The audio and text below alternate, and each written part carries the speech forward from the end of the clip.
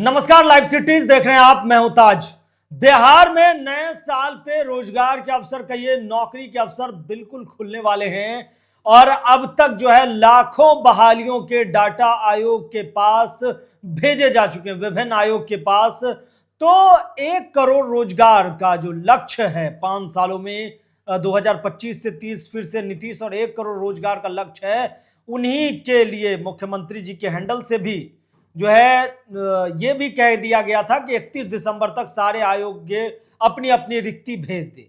तो अभी लगभग 3 लाख से ऊपर जो है आयोग की रिक्तियां जो भी है करवानी वाली है नए साल में बहालियां, उन पर चर्चा करेंगे। और हमारे साथ आज की सीधी बातचीत में चर्चा के लिए रोजगार और नौकरी के मुद्दे पर मिस्टर नवनीत मौजूद हैं, जिनसे जानेंगे कि आखिर नए साल के अवसर पर 2026 की शुरुआत से बिहार में बहालियों का जो पिटारा खुलने जा रहा है, उसमें आपके पास क्या क्या अपडेट है। स्वागत है नवनीत जी। बिल्कुल बिल्कुल ताज, आपने जैसा कहा कि सरकार इस बार युवाओं के लिए नौकरी का पिटारा खोलने वाली है। बिल्कुल सही बात, इस बात में सच्चाई भी, क्योंकि आपको पता है कि जब नई सरकार का गठन हुआ था तो गठन से पहले ही चुनाव में रोजगार का जो मुद्दा था वो एकदम पीक पर था। एक तरफ जहाँ विपक्ष हर घर में एक सरकारी नौकरी देने का वादा कर रही थी, तो वहीं एनडीए की सरकार, एनडीए के जो भी चुनाव के समय जो भी नेता थे, वो लगातार कह रहे थे कि हम अगले 5 साल में 1 करोड़ नौकरी का सृजन करेंगे। मतलब वादा ऐसा जो ठोस हो, वादा ऐसा जिस पर सरकार अमल भी कर सके। तो ऐसे में जब सरकार का गठन हुआ तो सरकार की सबसे जो पहली प्रायोरिटी थी, पहली प्राथमिकता थी, वो थी युवाओं को रोजगार। क्योंकि जब तक रोजगार नहीं दिया जाएगा, लोगों के पास पैसा नहीं आएगा, तब तक इकोनॉमिक डेवलपमेंट पॉसिबल ही नहीं है। इकोनॉमी को फ्लो करवाने के लिए लोगों के पास पैसा होना सबसे ज्यादा जरूरी है। तो ऐसे में इन तमाम चीजों को बैलेंस करने के लिए सरकार ने लगातार कई कैबिनेट की बैठक बुलाई। आपको पता है कि इस बार के चुनाव में जिस तरीके से कैबिनेट की बैठक हो रही है, लगातार 3 बैठकें अब तक हो चुकी है धराधर। पहले बैठक में 6 एजेंडों पे मोहर लगा, दूसरे बैठक में 19 एजेंडों पे मोहर लगा, तीसरे बैठक में भी 7 निश्चय पार्ट 3, जिसका लोगों का इंतजार था कि 7 निश्चय पार्ट 3, क्योंकि सबसे ज्यादा रोजगार का सृजन जो है वो 7 निश्चय पार्ट 3 के तहत ही होना है। तो ऐसे में 7 निश्चय पार्ट 3 को भी लॉन्च किया गया और अब डिपार्टमेंट जो है लगातार एक्शन मोड में है। लेकिन सबसे जो अहम मुद्दा था वो था नीतीश कुमार का एक ट्वीट। नीतीश कुमार ने एक ट्वीट किया था पहली कैबिनेट की बैठक के बाद। नीतीश कुमार ने साफ साफ कहा था कि जितने भी कमीशन, जितने भी आयोग हैं, जितने भी विभाग हैं, उन सभी विभागों को अपना एक एग्जाम कैलेंडर बनाना होगा। मीन्स कि आप जो भी इंप्लॉयमेंट क्रिएट करने वाले हैं उसको लेकर एक कैलेंडर बनाइए। कैलेंडर बनने से सब कुछ क्लियर हो जाता है, सब कुछ ट्रांसपेरेंट हो जाता है। युवाओं के अंदर एक उम्मीद जगती है और युवाओं को इंतजार होता है कि वो डेट कब आएगा जिस दिन वो कैलेंडर में लिखा हुआ डेट मैच करे। बिल्कुल। ऐसे में अभी तक कई विभागों ने कैलेंडर बनाना शुरू भी कर दिया। हालांकि अभी किसी विभाग ने फाइनली ये रिपोर्ट नहीं सौंपी है कि हमारा कैलेंडर रेडी है पूरे साल का, क्योंकि कैलेंडर 1 साल का बनता है कि 1 साल में कौन से विभाग में कितनी रिक्तियां हैं, उन रिक्तियों में कितनी रिक्तियों को भरे जाने का प्रस्ताव है। क्योंकि पहले तमाम डिपार्टमेंट का रिक्तियां का लिस्ट बनता है, उसके बाद वो मंत्रालय को सौंपा जाता है और मंत्रालय फाइनली उन तमाम रिक्तियों को अप्रूव करके आयोग को ये आदेश दे देती है कि अब आप इस पर एग्जाम करवाइए और अपॉइंटमेंट लीजिए। तो ऐसे में कई डिपार्टमेंट प्रोसेस में लग गई है। करीब करीब 3.25 लाख रोजगार सृजन की बात की जा रही है अगले कुछ महीनों के बाद, यानी कि अगले 2-3 महीनों में बिहार में 3.25 लाख युवाओं को रोजगार मिलेगा। ऐसे में 1.75 लाख, मैं आपको डेटा बता रहा हूँ, एकदम एग्जैक्ट डेटा बता रहा हूँ, 1.75 लाख जो है वो रिक्तियों वो प्रस्तावित है। मतलब कि वो रिक्तियां हैं जिस पर चर्चा होनी है, वैकेंसी, और 1.5 लाख रिक्तियां लगभग फाइनल हो चुकी है। 1.5 लाख युवाओं को रोजगार तो फिक्स मिलना ही अभी अगले 1-2 महीने में। और उसके बाद 1.75 लाख जो है वो लिस्ट रेडी है।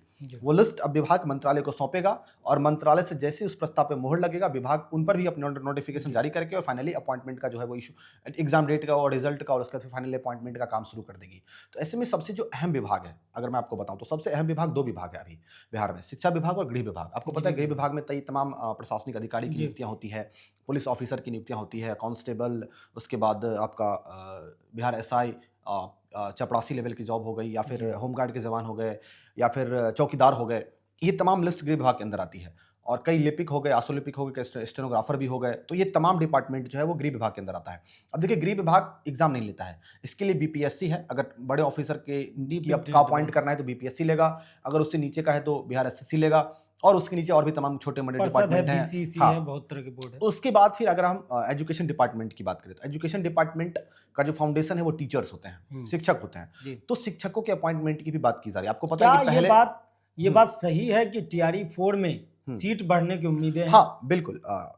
इस बात पे मैं क्योंकि हम लोग देखिए फैक्ट से बात करते हैं, हम लोग हवा बात नहीं करते हैं। अभी हाल ही में क्या हुआ है कि जो बहुत सारे टीचर्स का अपॉइंटमेंट हुआ है टीआरई 1, टीआरई 2, टीआरई 3 में, इनकी बात मैं नहीं कर रहा हूँ।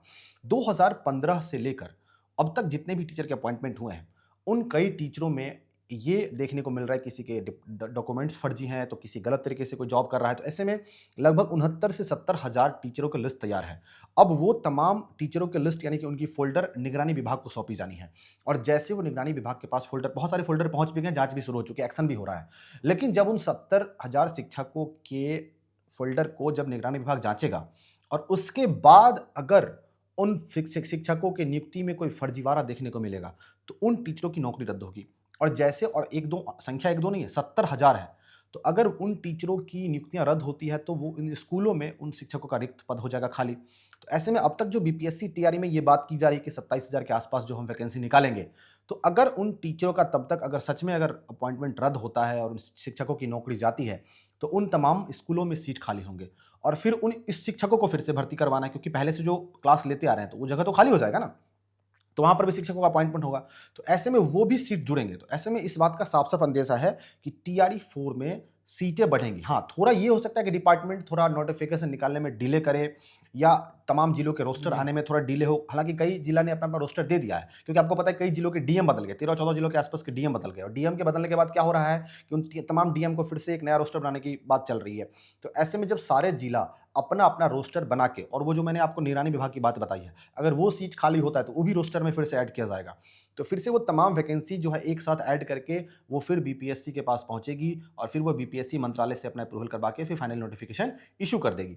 हालांकि शिक्षा विभाग एक्शन मोड में है, क्योंकि आपको पता है कि बिहार में सबसे ज़्यादा जो बजट है वो बजट शिक्षा पे खर्च किया जाता है, और शिक्षा सबसे बड़ा बजट है। ऐसे में शिक्षा पर जिस तरीके से खर्च करने के बारे में सरकार सोच रही है, तो पहला फोकस जो है वो इंफ्रास्ट्रक्चर पे है, स्कूल में बच्चों के हेल्थ को लेकर है, और साथ ही साथ सबसे इंपॉर्टेंट टीचर के अपॉइंटमेंट को लेकर है। और टीचर का अपॉइंटमेंट होगा तभी स्कूलों में अच्छी शिक्षा बेहतर हो सकती है। उसके साथ साथ आपको मैं एग्रीकल्चर डिपार्टमेंट की बात कर रहा हूँ। आपको पता है कि एग्रीकल्चर मिनिस्टर रामकृपाल यादव है।